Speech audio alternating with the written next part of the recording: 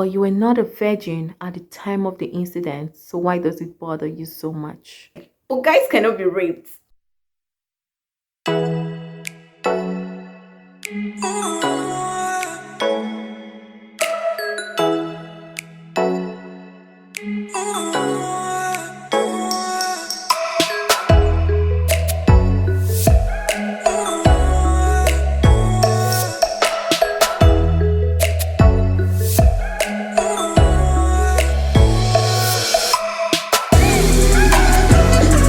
Hey guys, welcome back to my channel. If you are new to this channel, you are welcome. My name is Glory and I'm so pleased to meet you. And of course, if you're a returning subscriber, you know how pleased I am to meet with you as well. So welcome back both to my new and returning subscriber. Please, if you're new, please subscribe. I'm sure you'll find one or two videos that interests you on this channel that makes you to subscribe. Yep. So that's being said, yeah, so I'm filming on Valentine's Day. So you see, I'm wearing red earring for you guys. You know, I'm trying to paint everywhere love. Okay. So that being said, I think we should get right into today's video. It's this growing community of women who are secretly dealing with harassment and rape, and for several reasons they are not just ready to speak up, or they are not ready for the stigmatization and the whole drama that is attached to speaking up about sexual harassment. And a few years ago, we know that several women came to speak up about Harvey Weinstein, of course, and how he would usually harass them before giving them movie roles. And amongst all of them that came to speak up as well was Lupita Young. And the bashing was, why are you coming now several years later? Blah blah blah blah blah blah blah. Why didn't you come up that time? Why didn't you speak up? Why is it now that other women are speaking up that you are now coming to say, oh, me too? I'm like, bro, can you guys just calm down? Like, can you calm down? Can you calm down with this bashing on victims? Like, for several reasons, you don't tell them when to speak up. You don't tell someone who is dealing with harassment, who is recovering from issues. You don't tell them the pace to heal. You don't. I mean, what? Like, how entitled can you be to feel like, oh, you should tell the person when to be healed and da. So that's actually what prepared me to make today's video. And like I said, I'm going to be highlighting things not to say. Like, don't. So things not to say to rape victims. I'm just going to be highlighting a few.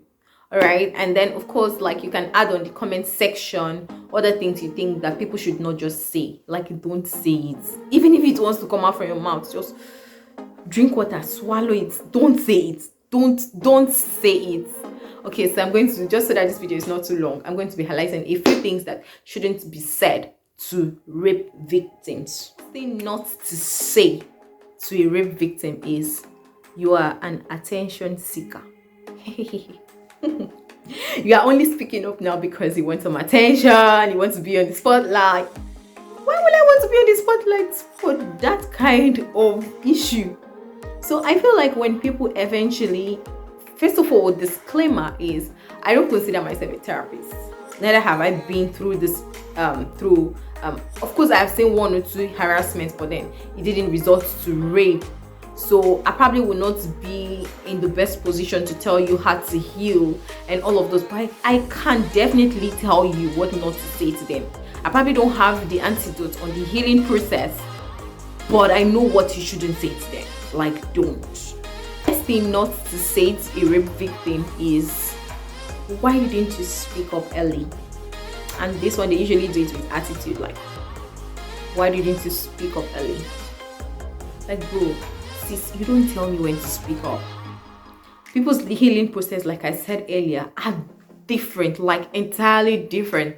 So you don't tell people like, oh, when to speak up. As much as with what we know right now, it's better to speak up early, especially if it is an actual rape case, so that medical tests can be carried out And for those kind of reasons, instantly once the incident occurs, it's just better to speak up.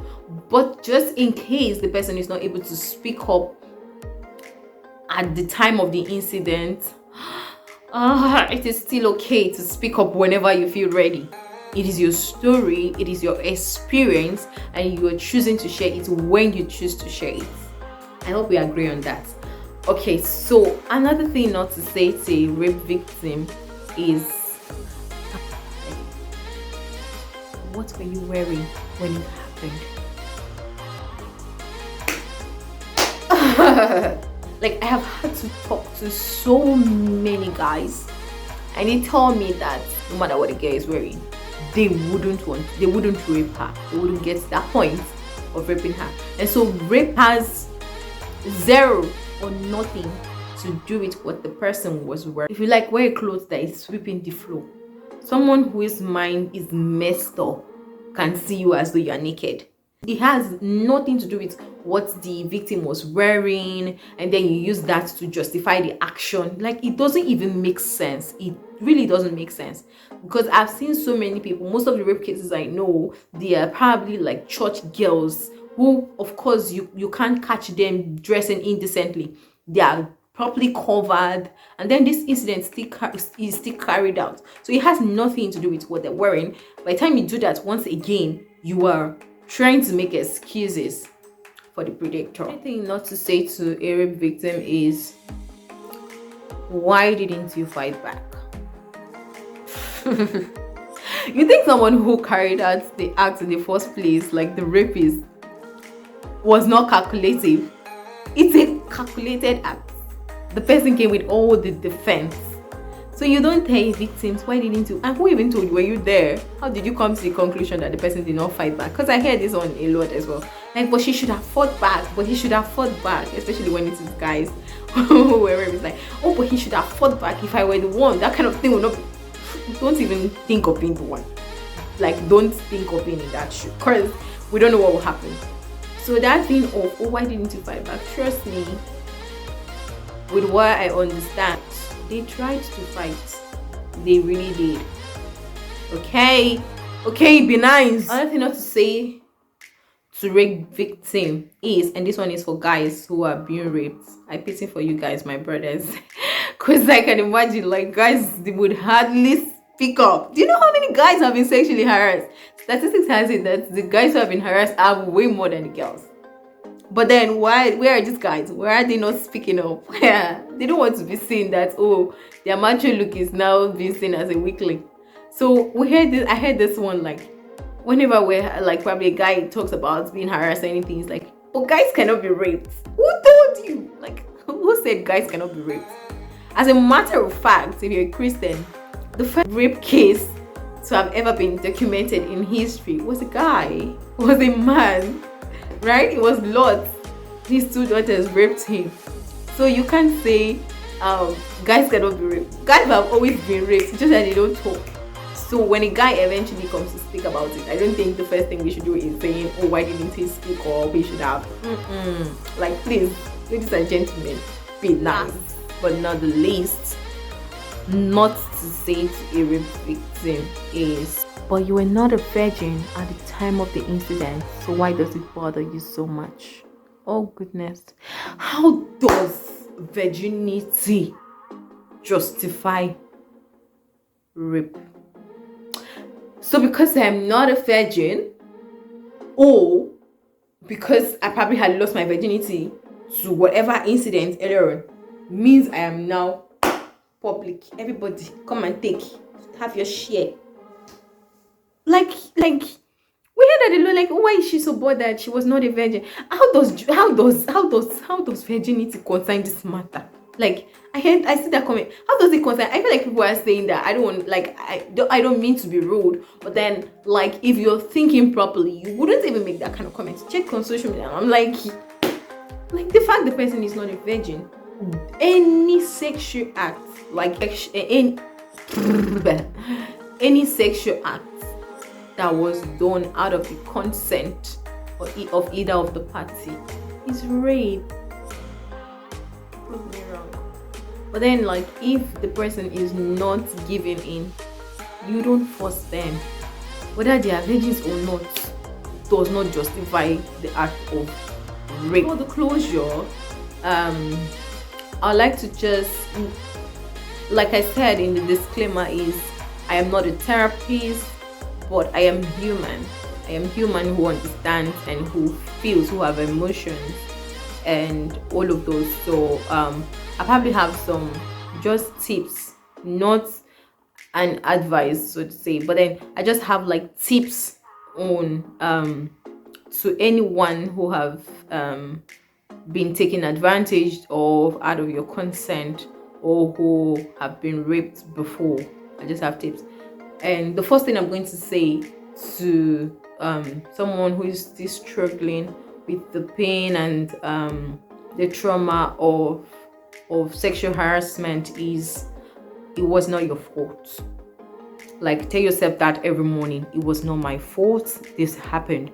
I refuse to take responsibility for someone's misconduct. I refuse to take responsibility. Of course, I know, like, when you think about it, you probably will blame yourself. Oh, I shouldn't have been there. I shouldn't have been there. But then you did not, like, it is not your fault that it eventually happened. You probably be thinking, oh, I should have listened to my instincts more. I shouldn't have gone there. I shouldn't have had that drink. I shouldn't have, there are just so many things to blame yourself about. And by the time you're doing that, you're taking responsibility for someone's misconduct. You probably have found yourself in the wrong place, but then again, that does not justify the act of rape.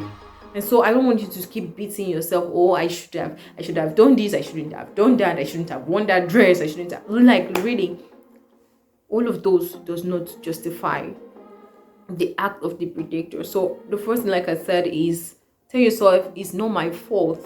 I will be fine. It is not my fault.